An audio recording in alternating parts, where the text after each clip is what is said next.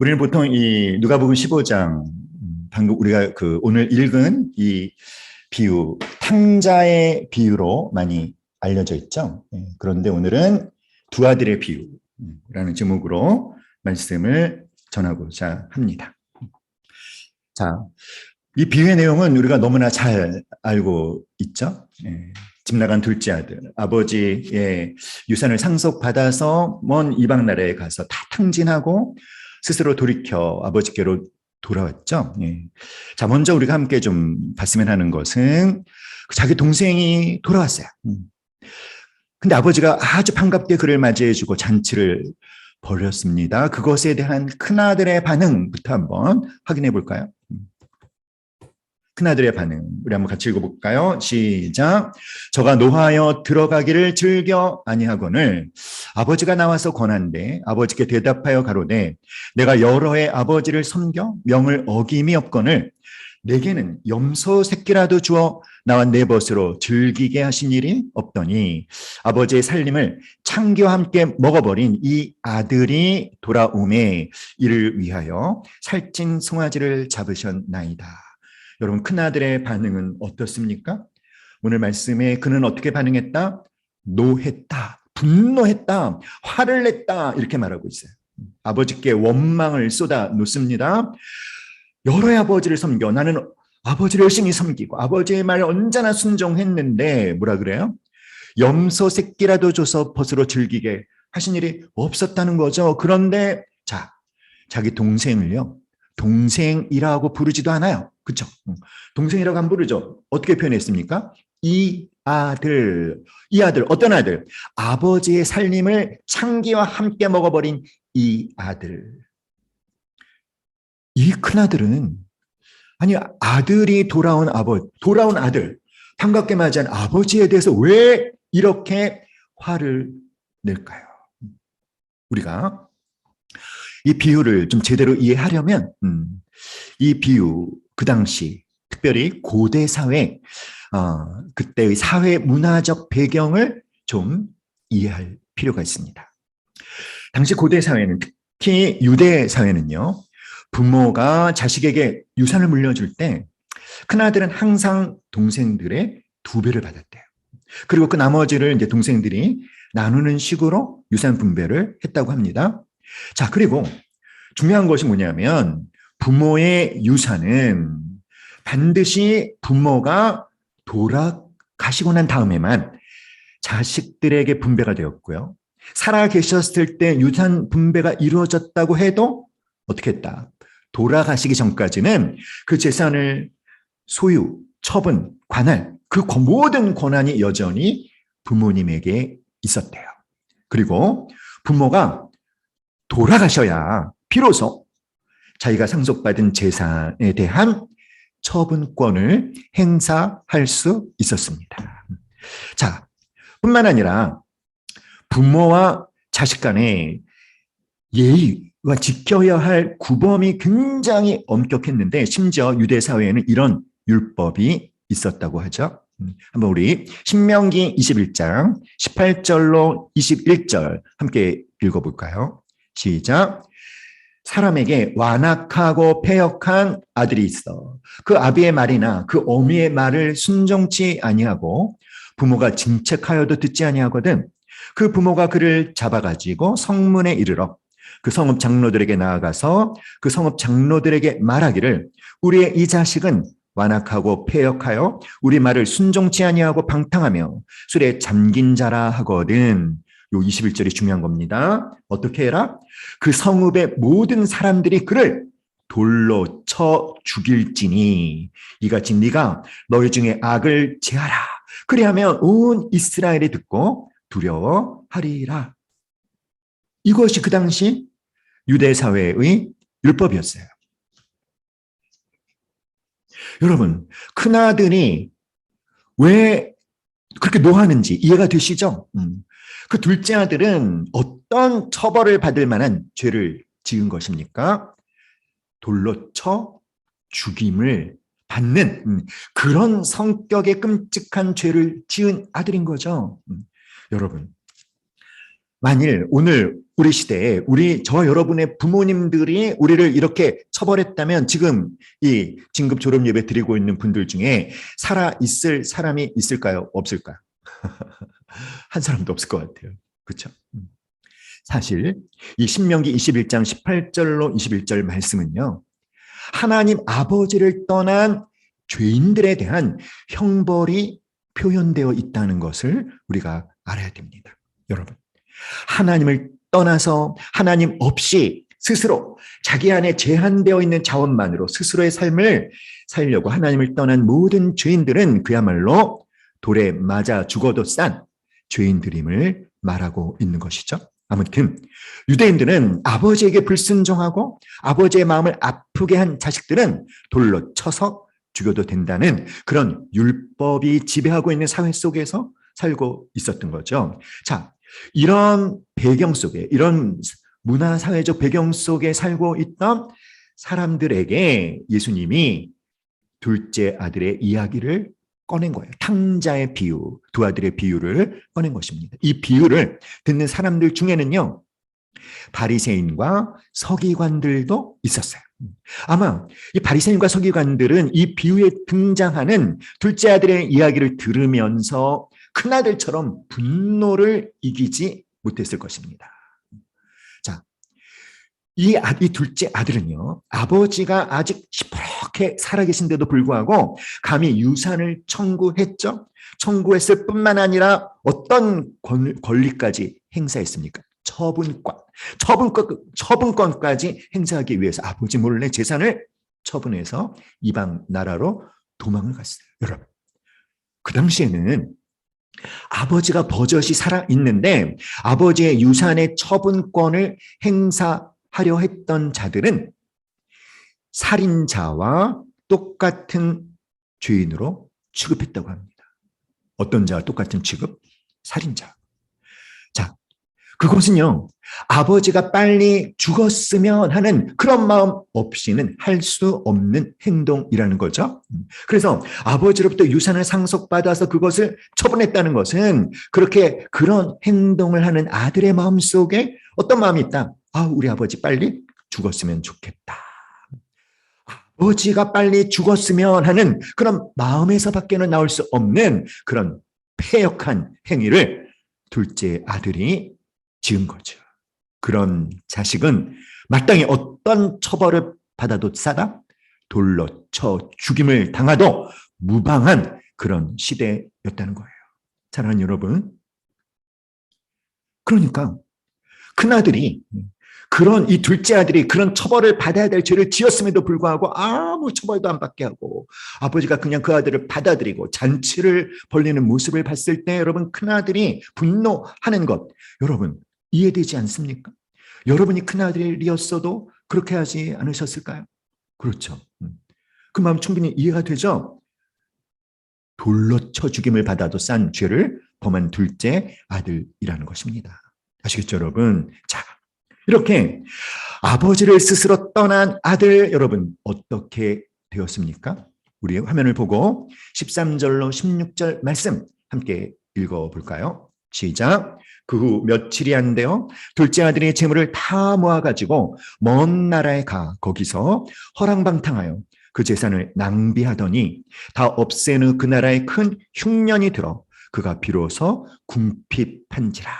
가서 그 나라 백성 중 한 사람에게 붙여 사니 그가 그를 들러 보내어 돼지를 치게 하였는데 그가 돼지 먹는 지엄 열매로 배를 채우고자 하되 주는 자가 없는지라. 여러분, 아버지를 떠난 아들의 실상, 허랑방탕.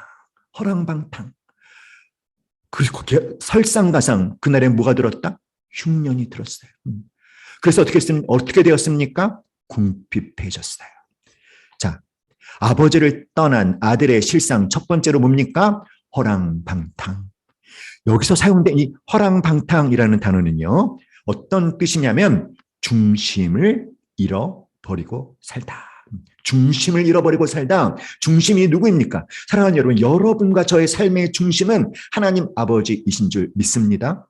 그 하나님을 떠났다는 것은 중심을 잃어버리고 사는 거죠. 그런 인생은요, 어떤 인생이 될 수밖에 없어요? 낭비의 인생, 허비의 인생, 무엇인가 쌓는 인생이 아니라 계속해서 허비될 수밖에 없는 사랑하는 여러분, 하나님 없이 살려고 하는 자들은 우선적으로 자신의 인생을 어떻게 할 수밖에 없다? 낭비할 수밖에 없다라는 거죠. 게다가 무엇이 들었다? 흉년이 들었어요. 그래서 마침내 어떻게 되었다? 비로소 궁핍한지라. 사랑하는 여러분, 하나님을 떠난 사람에게 찾아오는 것은 필연적으로 영적, 육적 궁핍, 영적, 육적 기근임을 알아야 합니다. 이 둘째 아들, 결국 돼지치기가 되어서 돼지 우리 속에 들어가서 돼지치기로 살며 돼지가 먹는 쥐엄 열매를 먹고자 했지만 그마저도 주는 자가 없었습니다. 돼지처럼 살려고 했지만 어땠다? 돼지만도 못한 삶을 살았다는 거예요. 여러분, 이 아버지를 떠난 이 아들의 실상이 결국 무엇을 보여주고 있는 것이죠, 여러분? 여러분, 이 집 나간 아버지를 떠난 이 아들에 대한 이야기를 들으면서 여러분 누가 생각나십니까? 누가 생각나십니까? 여러분 자신이 생각나셔야 되는 거 아니에요? 여러분이 하나님께로 돌아오기 전에 하나님 없이 살았던 그때 당신, 지금도 하나님을 떠나서 하나님 없이 살고 있는 사람들의 삶의 실상이 바로 이 둘째 아들의 실상과 똑같다는 거죠. 그것은 어떤 삶입니까? 낭비하는 인생. 그것은 어떤 삶입니까? 궁핍한 인생. 그것은 어떤 삶입니까? 비참한 인생.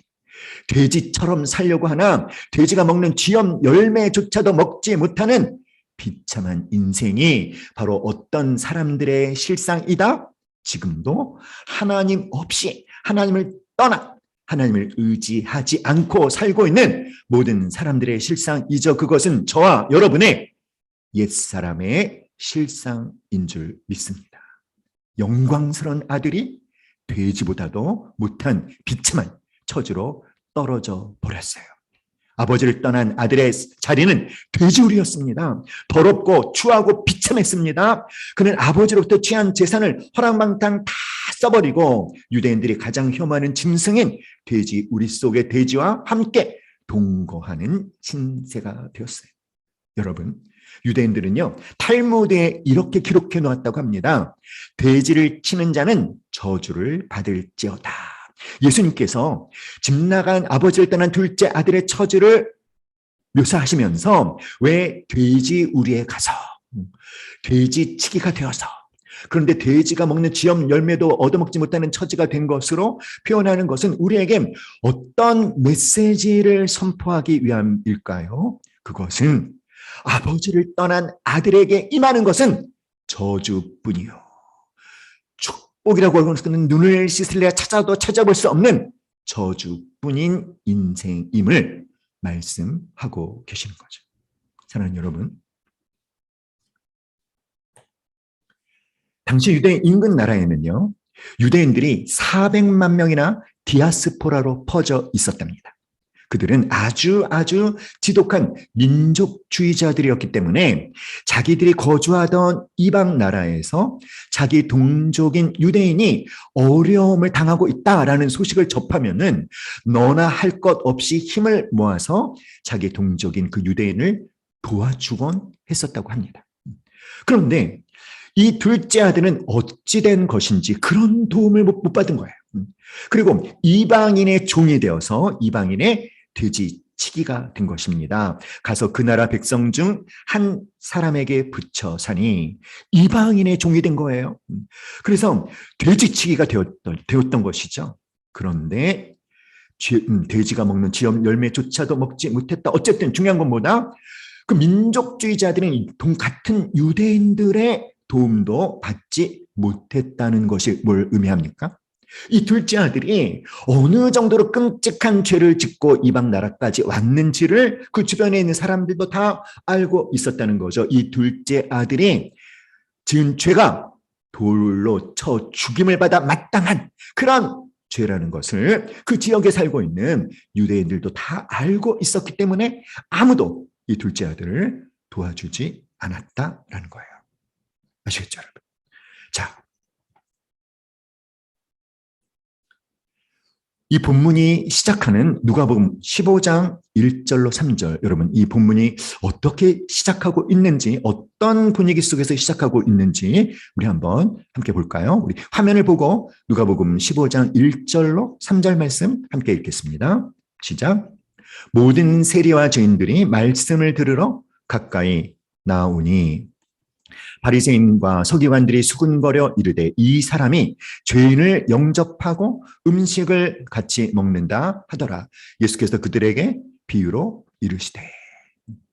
자, 어떤 분위기 속에서 시작하고 있습니까? 모든 세리와 죄인들이 예수님의 말씀을 들으러 가까이 나왔습니다. 그러자 예수님과 함께 있었던 바리새인과 서기관들이 세리와 죄인들을 맞이하는 예수님을 원망하면서 이 사람 누구를 가리킵니까? 이 예수가 죄인을 영접하고 음식을 같이 먹는다 비난하는 거죠. 바리새인과 서기관들이 자신을 이렇게 죄인을 바리새인과 서연 세리와 죄인들을 영접한다는 것에 대해서 원망하는 소리를 들으시고 나서 이 비유를 말씀하신 거예요. 특별히 우리가 알아야 될 것이 뭐냐면 이 누가복음 15장 이 비유를 말씀하고 계실 때 예수님은요 사마리아 지역을 지나고 계셨습니다. 그리고 이 1절에 등장하는 이 바리새인과 서기관들은 예수님의 사마리아 여행에 예수님과 동행하고 있는 바리새인과 서기관들이었어요. 그것은 뭘 의미하죠?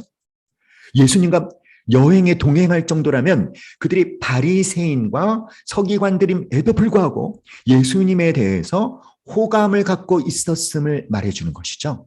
예수님과 동행하면서 예수님으로부터 뭔가 배우려고 하는 예수님에 대해서 그래도 좀 열린 마음을 갖고 있었던 그런 사람들이라는 것입니다. 그런데 그들이 지금 예수님을 원망하고 있는 거예요. 원망하는 이유는 무엇입니까? 예수님이 세리와 죄인들을 맞아주셨기 때문에. 자, 그런데 지금 예수님이 어디를 지나고 계시다? 사마리아.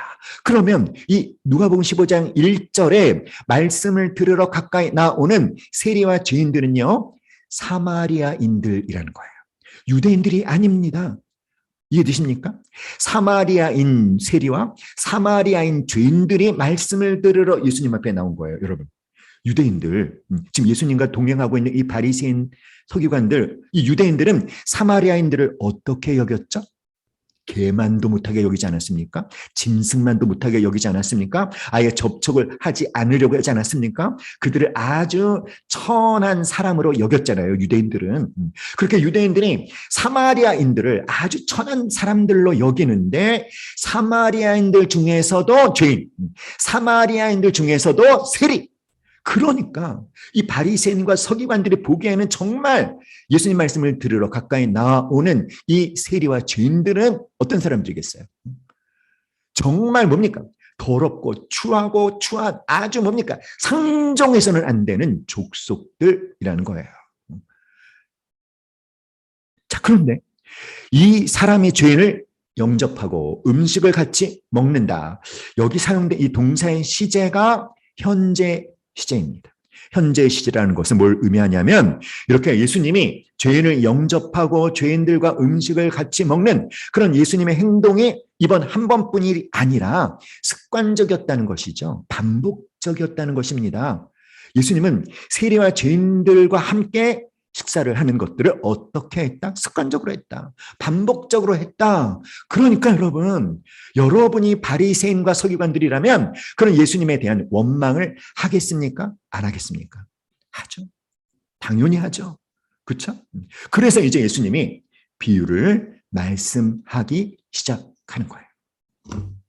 자, 예수님이 비유를 말씀하시는데 여러분 우리가 잘 아는 것처럼 누가복음 15장에는 몇 개의 비유가 나오죠?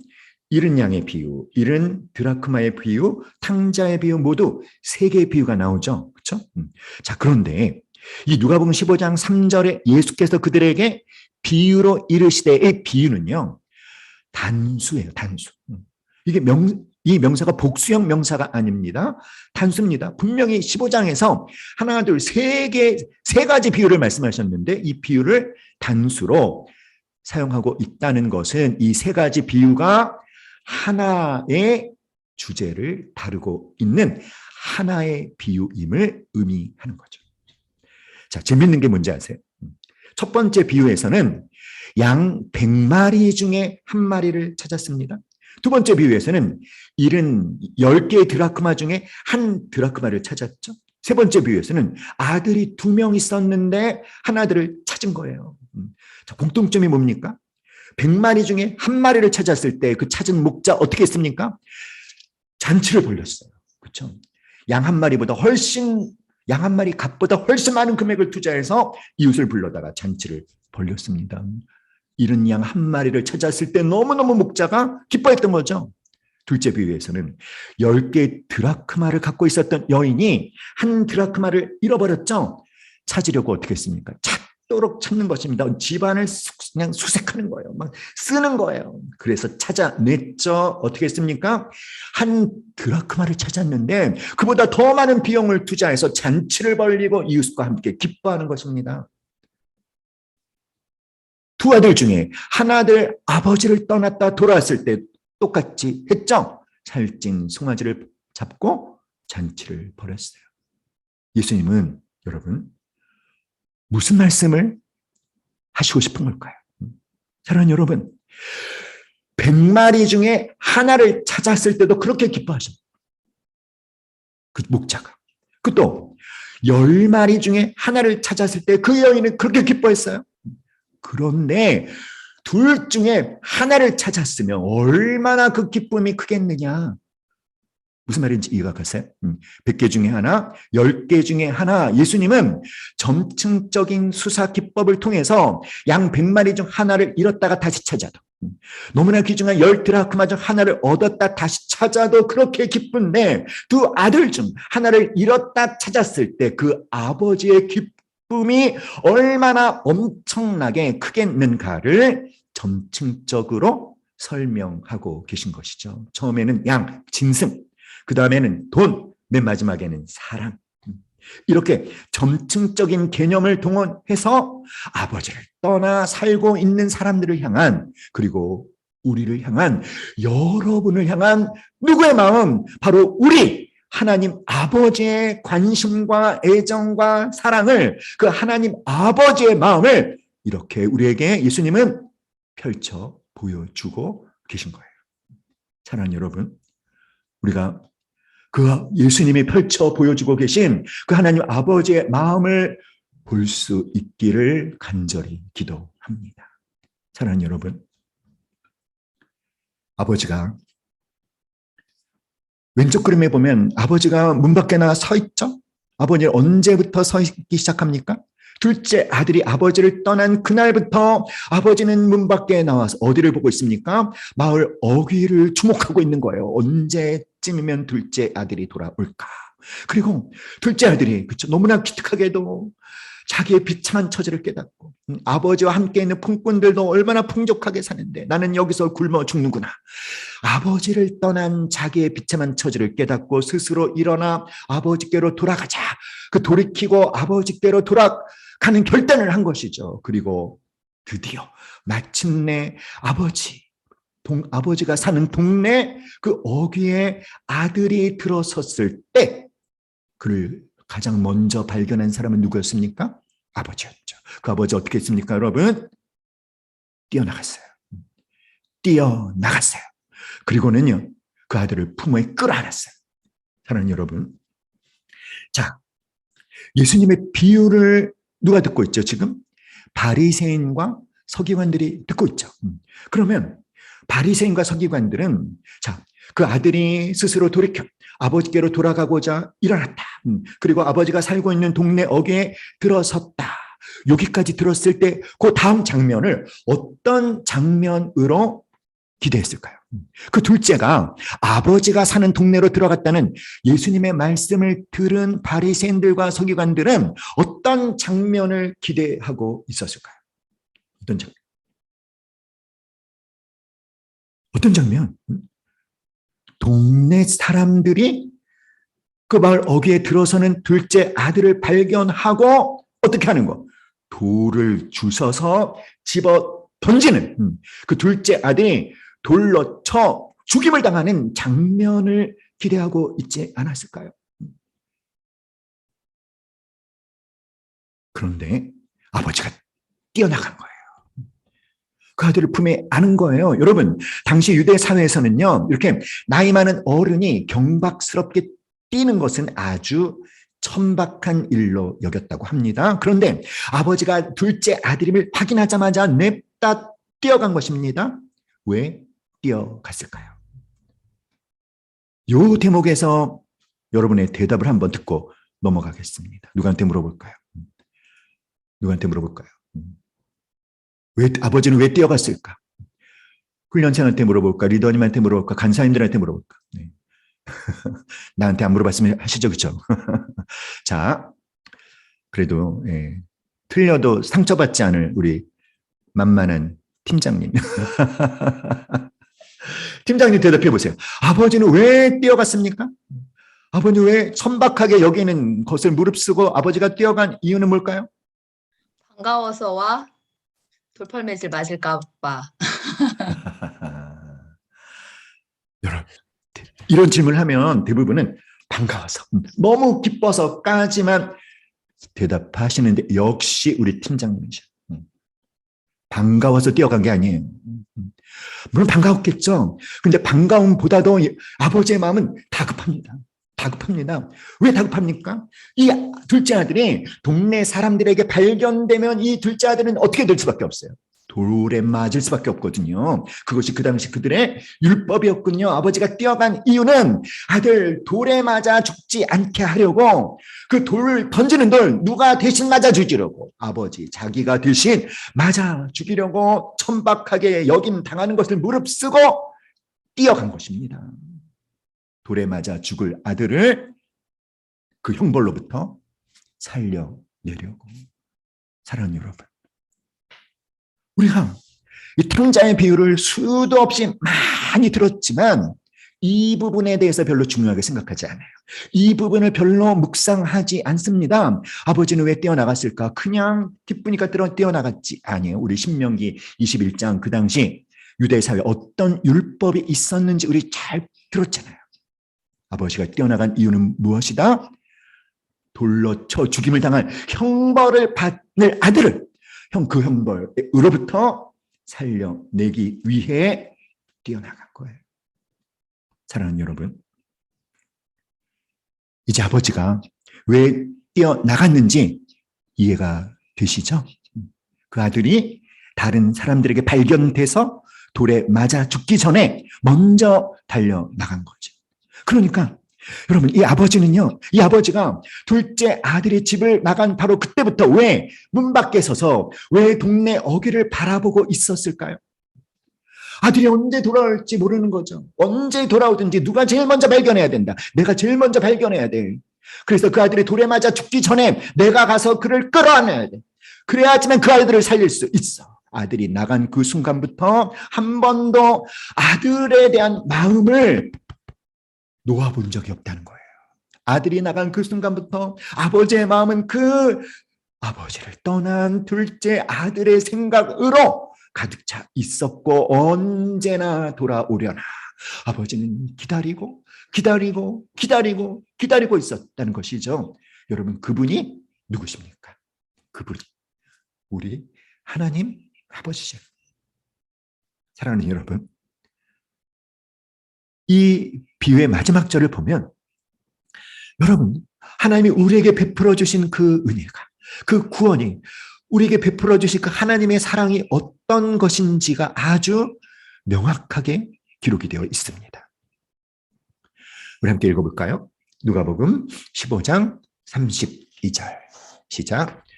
이 내 동생은 죽었다가 살았으니 내가 잃었다가 얻었기로 우리가 즐거워하고 기뻐하는 것이 마땅하다 하니라. 여러분, 이 아버지는 어떻게 말하고 있습니까? 이 둘째 아들 어떻게 됐다? 죽었다가 살았다, 잃었다가 얻었다. 그런데 여러분, 생각해 보세요. 이 둘째 아들이 비록 돼지 우리 속에 가서 돼지치기가 되는 비참한 신세로 전락해 버렸지만 죽은 적이 있습니까? 죽은 적이 있습니까? 죽은 적은 없지 않아요? 그렇죠? 아주 비참한 처지가 되었지만 잃었다가 얻었다는 것은 이해가 되죠. 그런데 죽은 적은 없지 않습니까? 그런데 아버지는 아버지를 떠났다 돌아온 둘째 아들이 죽었다가 살아난 자라고 말씀을 하고 있어요. 사랑하는 여러분, 이 비유 속에 십자가의 복음이 숨어 있다는 것을 우리가 깨달아야 될 줄 믿습니다. 사랑하는 여러분, 아버지는요, 일방적으로 지금 선언하는 거예요. 이 아들은 죽었다가 다시 산 자다. 그가 언제 죽었다가 살아났습니까? 아버지가 그렇게 선언하는 거예요. 여러분, 이것이 우리가 믿는 복음입니다. 사랑하는 여러분, 저와 여러분 어떻습니까? 이 둘째 아들처럼 죽어 마땅한 자들임을 인정하시죠? 그런데 우리 하나님 아버지가 너는 이미 심판을 받아 죽었어. 그리고 다시 살아났어. 라고 누구에게 선언을 하신 것입니까? 바로 나에게, 바로 당신에게, 바로 우리에게. 사랑하는 여러분, 우리가 알거니와 우리의 옛사람이 예수와 함께 십자가에 못 박힌 것은 로마서 6장 6절 말씀. 사랑하는 여러분, 실제로 죽으신 분은, 실제로 죄에 대한 심판을 받으신 분은 예수님이시죠. 예수님이 우리의 모든 죄를 다 짊어지시고 십자가에 못 박혀 죽으실 때 하나님은 어떻게 하신 것입니까? 마땅히 심판받아 하나님 없이 사는 우리를, 우리의 옛사람을 예수님과 함께 십자가에 못 박아 죽인 거죠. 예수님의 죽음에 연합되게 하신 거예요. 사랑하는 여러분, 뿐만 아니라 예수님의 부활에도 우리를 연합되게 하시는 것입니다. 이 죽고 예수님의 죽음에 동참하고 예수님의 부활에 동참하는 그 은혜가 어떤 사람에게 주어집니까? 십자가와 부활의 복음을 듣고 예수님의 십자가 부활 사건이 나를 위한 사건임을 인정하고 회개하고 예수 그리스도를 주인으로 영접하는 믿음의 결단을 할 때 그 사람, 그 옛사람 예수님의 죽음에 동참시키고 그 사람 예수님의 부활에 동참시켜서 예수의 생명을 가진 새 사람으로 다시 살아나게 하시는 거죠. 우리는 죽은 적이 있습니까? 우리는 심판을 받은 적이 있습니까? 우리는 심판받은 적 없어요. 우리는 죽은 적이 없어요. 그런데 하나님이 선포하시는 거죠. 너는 죽었다가 다시 살아난 내 아들이다. 할렐루야. 사랑하는 여러분, 아버지는요, 돌에 맞아 죽어야 하는 자식이 동네에 들어서자 자식이 당할 수모를 직감합니다. 자식이 받게 될 끔찍한 벌을 직감합니다. 그래서 띱니다. 그 수모를, 그 형벌을 아버지가 대신 당하시는 거죠. 언제 그 일이 일어났습니까? 언제, 어디서 그 일이 일어난 것이다? 언제, 어디서? 2000년 전 예수님이 못 박혀 돌아가신 십자가에서. 할렐루야. 아버지는요, 돌아온 아들에게 어떻게 했습니까? 첫 번째로 제일 좋은 옷을 입혀줬어요. 두 번째는 손가락에 반지를 끼워줬어요. 세 번째는 신발을 신겨주었어요. 네 번째는 잔치를 열어 파티를 했습니다. 자, 성경에는요, 옷에 대한 이야기가 많이 나옵니다. 우리 화면을 보고 스가랴 3장 3, 4절, 로마서 13장 12, 14절 말씀 함께 읽겠습니다. 시작. 여호수아가 더러운 옷을 입고 천사 앞에 섰는지라. 여호와께서 자기 앞에 선 자들에게 명하사 그 더러운 옷을 벗기라 하시고 또 여호수아에게 이르시되 내가 내 죄가를 제하여 버렸으니 내게 아름다운 옷을 입히리라. 로마서 13장 12, 14절. 빛의 갑옷을 입으라. 예수 그리스도로 옷을 입으라. 사랑하는 여러분, 여기 나오는 옷은 더러운 옷을 벗겨라. 그리고 아름다운 옷을 입혀라. 왜 그렇게 하십니까?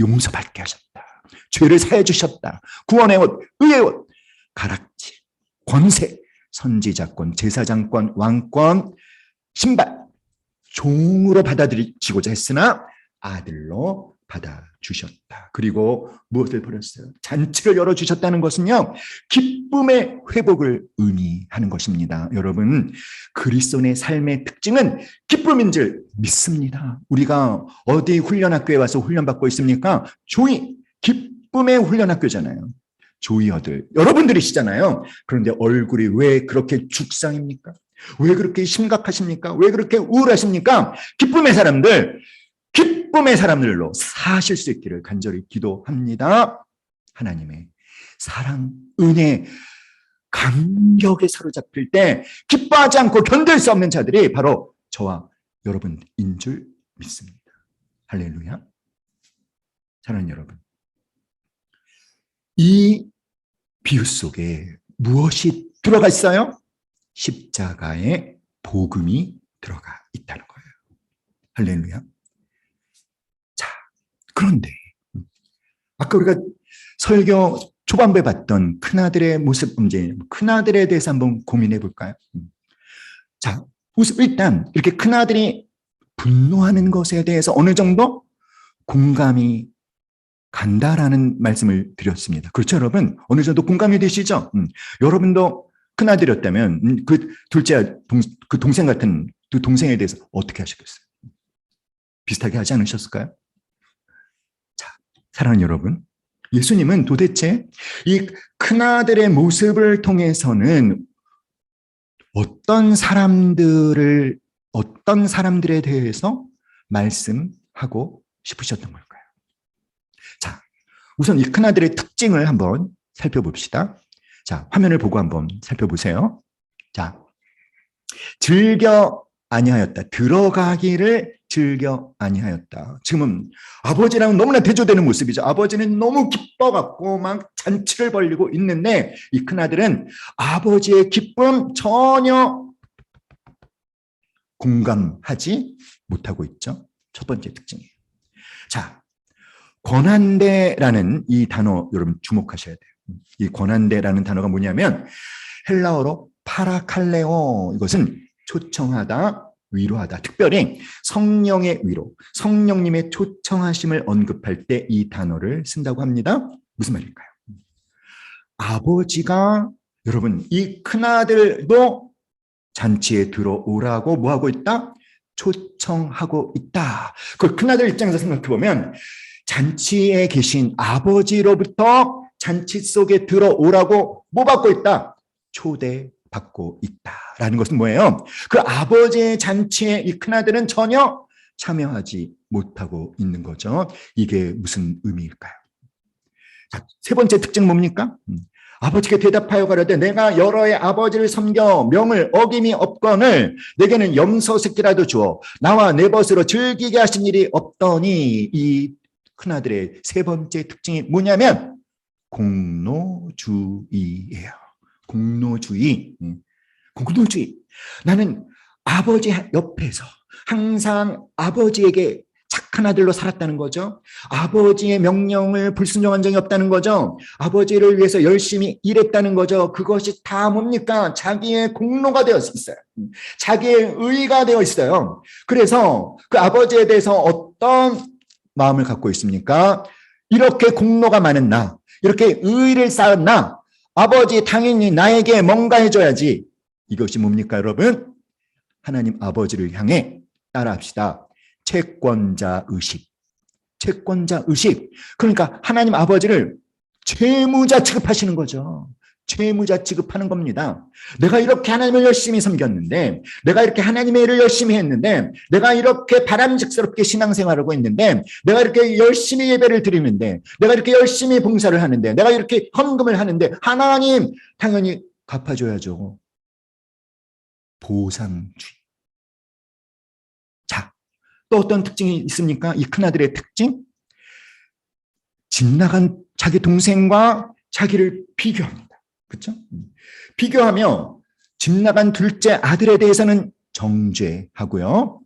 그 둘째 아들이, 그 동생이 한 행동을 하지 않은 자기 자신에 대해서는 의롭다라는 의식에 사로잡혀 있어요. 여러분, 이 큰아들의 모습, 이 큰아들의 특징에 대한 설명을 들으면서 여러분 어떤 사람들의 모습이 생각납니까? 우리 교회 안에 이런 분들이 있습니까? 없습니까? 그런데 혹시 지금 이 진급 졸업 예배를 드리고 있는 여러분들 가운데에는 이 큰아들 같은 사람은 혹시 있습니까? 없습니까?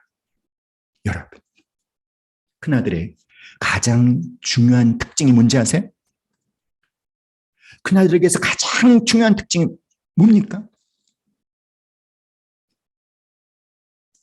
아버지의 마음을 모른다는 거예요. 아버지의 마음을 모릅니다.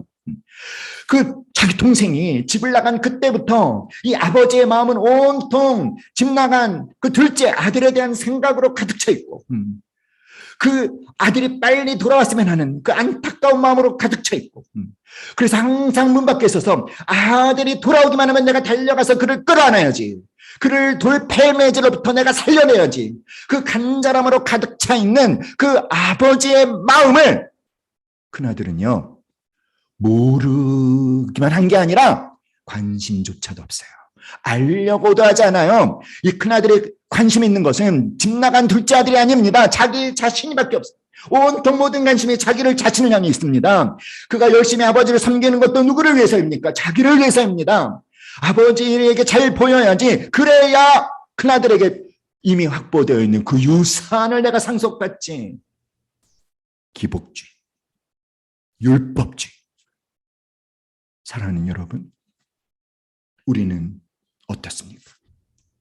사랑하는 여러분, 큰아들은 아버지 항상 늘 옆에 있었죠. 그런데 가장 멀리 있지 않았을까요? 누구입니까? 이 큰아들은 오늘의 누구입니까? 사랑하는 여러분, 혹시 우리 가운데 큰아들과 닮은 사람이 있다면 여러분 늦지 않았어요. 이제라도 돌이키세요. 하나님께로 돌아가세요. 하나님께 엎드려 회개하세요.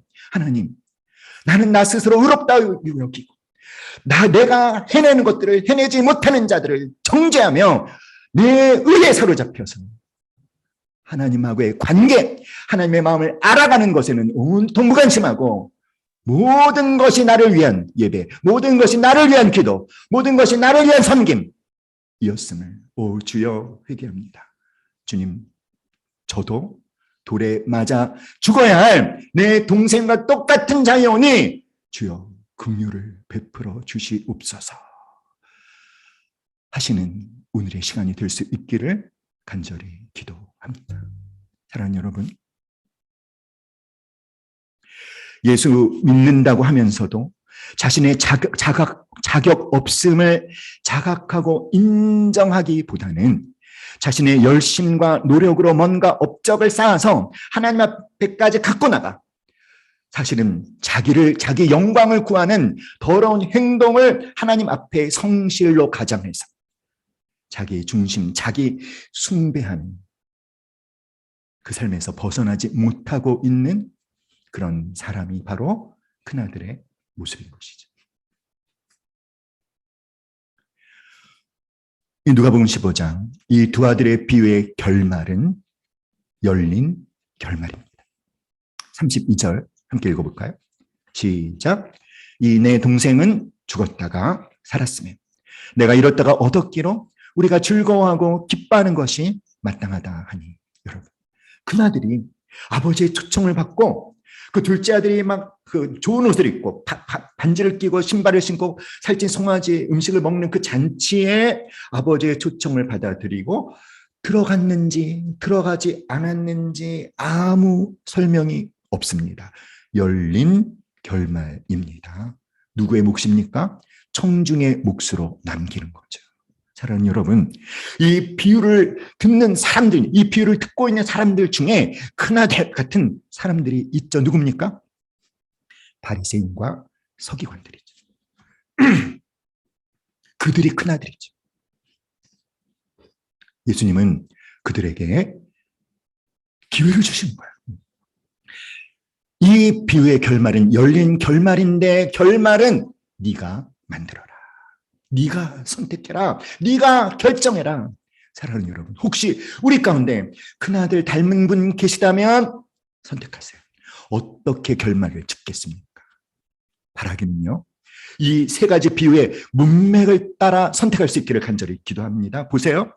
이른 양 한 마리 목자에게 찾아졌습니까? 찾아지지 않았습니까? 찾아졌죠. 목자에게 돌아왔죠. 잃어버린 바 된 드라크마, 그 여인에게 다시 돌아왔죠. 집 나간 둘째 아들, 아버지를 떠난 둘째 아들, 아버지께로 다시 돌아왔죠. 그러면 큰아들도 맥락을 따라가면 어떻게 되었을까요? 아버지의 초청을 받아들여 잔치에 들어갔을 것입니다. 여러분이 쓰시면 되는 거예요. 할렐루야. 사랑하는 여러분, 오늘 우리는 두 아들의 비유를 들었습니다. 함께 기도하고 싶은 것은 하나님의 마음을 알게 해달라고 기도합시다. 이 시간 우리 음소거하신 거 모두 해제하시고 우리 함께 기도할까요?